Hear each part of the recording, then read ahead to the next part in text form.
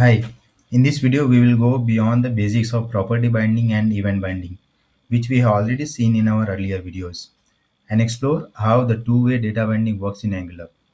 We'll also see the hidden edge cases and gotchas that is common across Angular developers. By the end of this video, you will excel out in Angular two-way data binding. So what is two-way data binding? At its core, two-way data binding in Angular keeps your data and UI in sync automatically. That is, when your component updates, your template updates, and vice versa, right? So whenever there is a change in your component, the template is already automatically updated, and whenever there is a change in your template, the component data or the component TS file is automatically updated. Okay, so Angular keeps this in sync with the properties that has been declared inside the component TS file. And but there is more happening under the hood. Angular uses the combination of two-way data binding, that is the combination of property binding and event binding for the two-way data binding, right? So that is powered by the ngModel that should be imported from the forms module. So let's see how this works. So we are into our poster application which we have been working on, in which we have only two components, the header component and the post list component, and we have the development server up and running. Okay, so we'll go into the post list component. We'll remove everything for now, and let's remove whatever we have been working on in our last video. So I'll remove this one, and I'll remove the functions that we were calling on the uh, event binding. Okay, so I'll remove this one as well.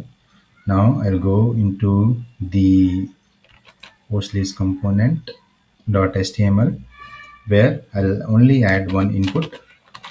Okay, and within this input I'll add a placeholder to add a title, that is add title. Okay, and to use the ngModel, that is two-way data binding with this input, first of all you have to import the forms module from the Angular. Okay, so I'll import this forms module from here, forms module, which is being imported from the Angular forms. Now this is standalone component, so I am importing this into our add that component metadata decorator. Okay, so if you are working in a module where your component is not standalone and that component is being declared into that module, so you have to import this forms module into that specific module. Okay, so we have imported the forms module. Now I want to use this the two-way data binding syntax over here. So to use the syntax for the two-way data binding, so you have to use the banana in the box pattern, that is square brackets. Within that you should have the parenthesis and then the ngModel. Okay, so this is the syntax that you can use for the two-way data binding. So after that I'll use the equal, and then I'll have to use a variable that is being declared, that has been declared into this postlist.ts. Okay, so I'll use that variable. So for now I'll add this title, where I'll add this title variable inside our post list component. Okay, so this title is the title that we want to use, which is of type string. Okay, and which is a blank initially. Okay, so we have created our title and we have also bound it into our ngModel. Now, how will we know that the title has some value, right? So we'll add one paragraph over here. Let's say the paragraph says something like this, bound title. Okay, and then we'll use the interpolation to show the title. Okay, whatever is there into the title, that value will be shown into this paragraph over here. Now let's say how this looks into our browser. So this is our bound title. This has nothing right now, so it's showing blank. Now if I type something over here, let's say title is being typed. So you see the title, we have this title into this input, and that title is being shown into this using this property binding, or that is the interpolation, right? So we have two things over here: the event binding, that means whatever I am typing over here, that event is emitted from in this input event, and then the property binding, that means the property that we have used into our component ts file, that is being shown into this, the value of that variable is being shown into this paragraph. Okay, So that's it. This is the ngModel that we have been talking about. Now we have this input bound property, but most of the developers forget to import the forms module and then use this ngModel, right? So importing this forms module is required to use this ngModel two-way data binding. Okay, so this creates a reactive link between the input property and the property that we have into our component as well, right? The input element, the input HTML element along with the property, right? So this creates this reactive link and instance updates both in the both ways, right? If I change something from here, that will be updated into this title property, right? And this in the same ways, right? Now I can also update the title from here. Let's say I have one button over here and it says button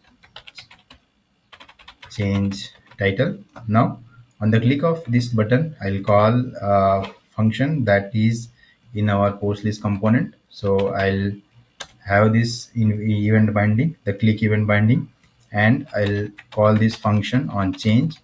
Okay, or we can directly name the function as change title. Okay, now on the call of change title, we will what we'll do is we'll update the title, right?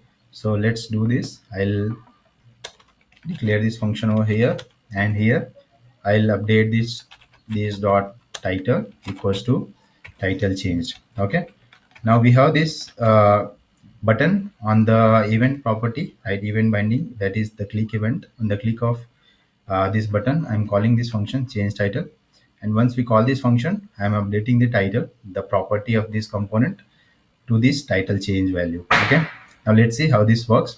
We'll go into our browser. Okay, and now what we'll do is, first of all, we'll type something.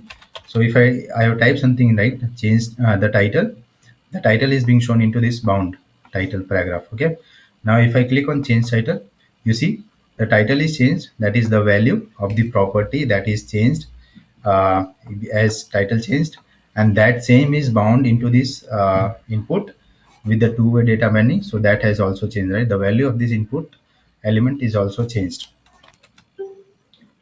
So this is easy, right?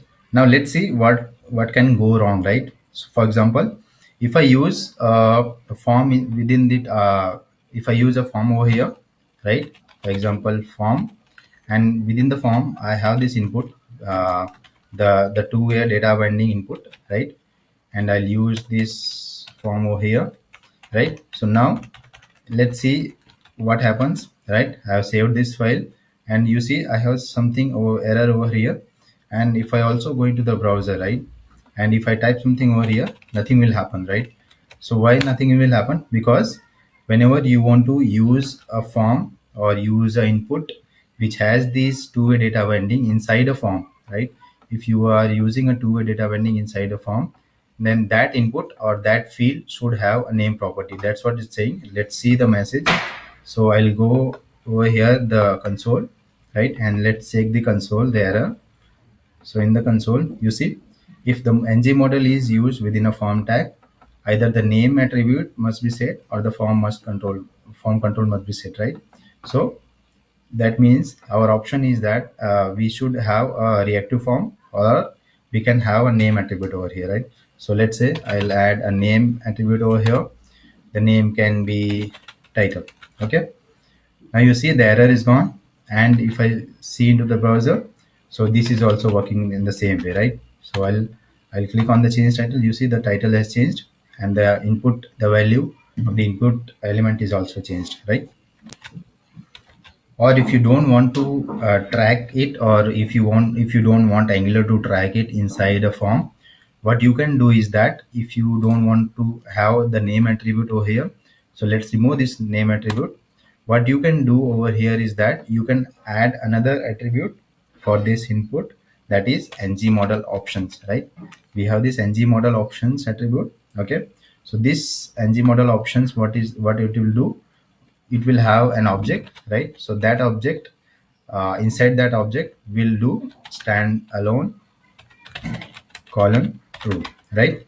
So now what we are seeing is that this is an ngModel, or this is a two-way data binding model. So we are informing Angular that do not track this ngModel, or do not track this two-way data binding input inside this form. Okay, so now you see the error is also gone. Let's remove this and see if whether we are having the error or not. You see the error is there, right?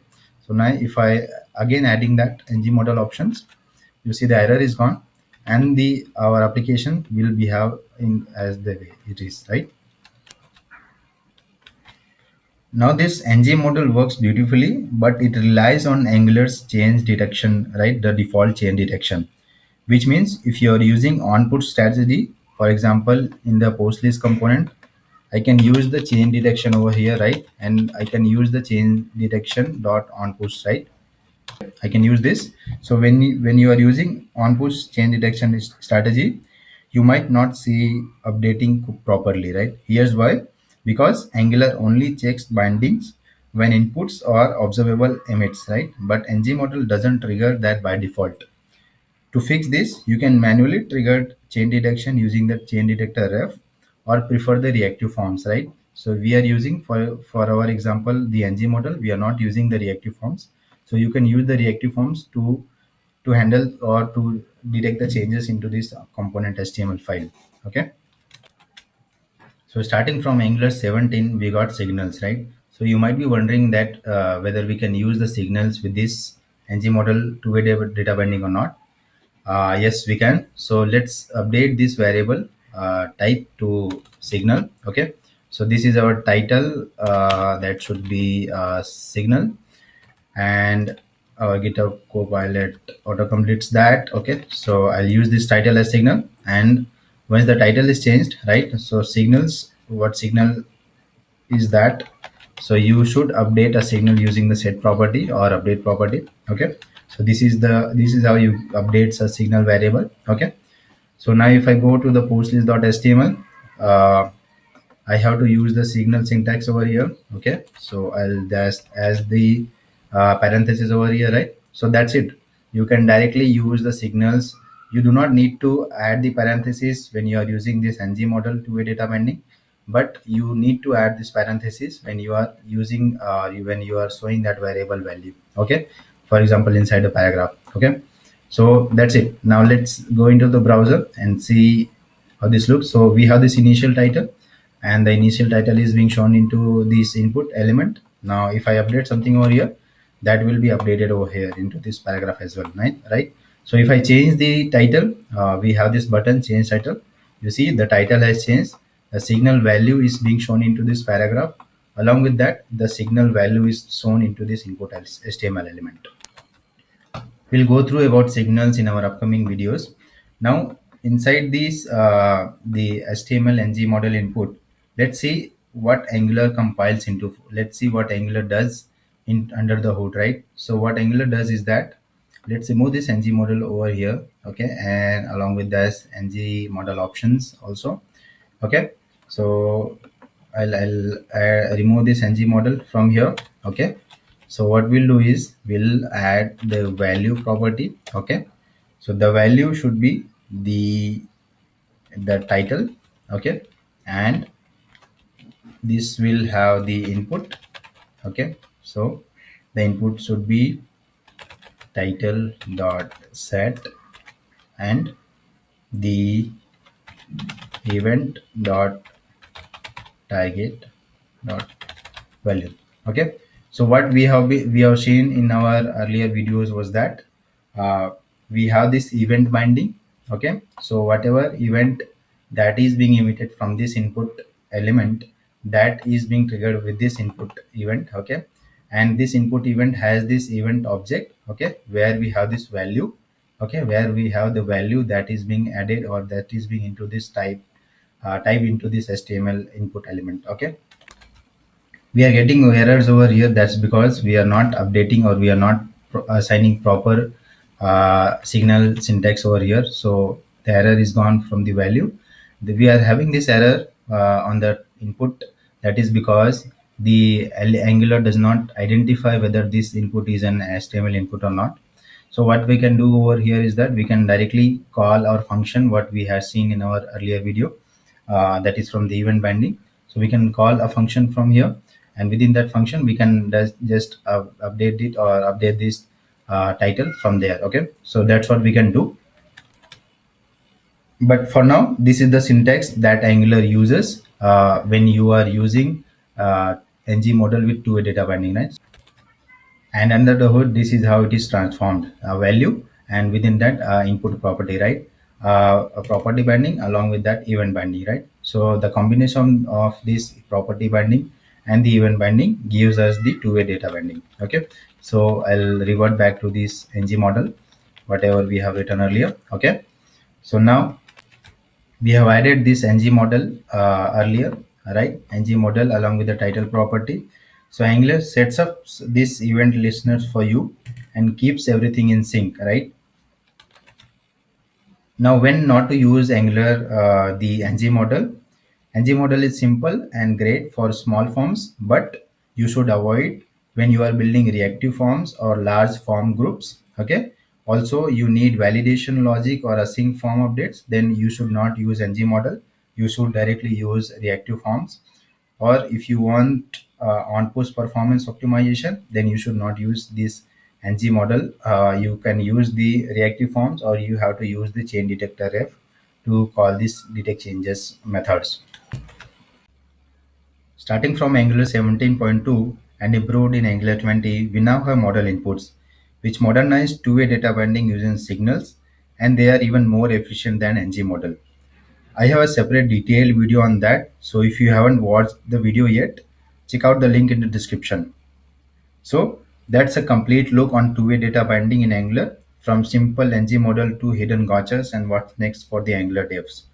If you found this video helpful, smash that like button and subscribe to the channel. Until then, this is Frontend Forge. See you in the next one.